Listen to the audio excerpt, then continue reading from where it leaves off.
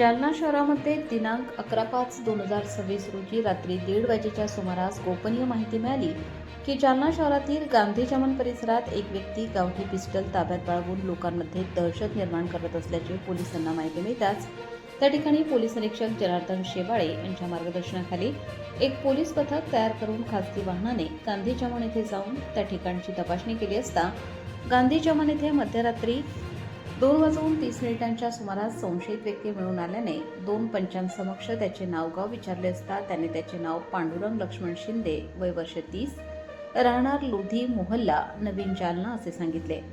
या कारवाईमध्ये अंदाजे 40,000 रुपये किमतीचे एक गावठी बनावटीचे धातूचे पिस्टल व अंदाजे 5,000 रुपये किमतीच्या 2 जिवंत काडतुसे अंगझडतीमध्ये मिळून आले, ते जप्त करण्यात आले आहे।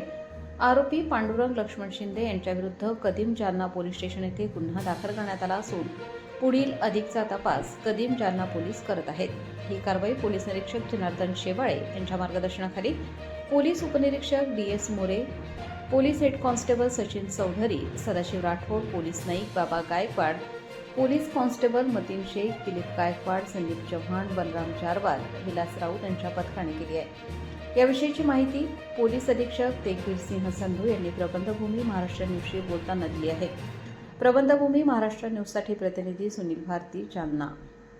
सकाळी 1:30 वाजता मला अशी इन्फॉर्मेशन भेटली होती की एक माणूस ज्यांच्याकडे गावठी पिस्टल आहेत हे कदीम जालनाचे कार्यक्षेत्रामध्ये फिरत आहोत।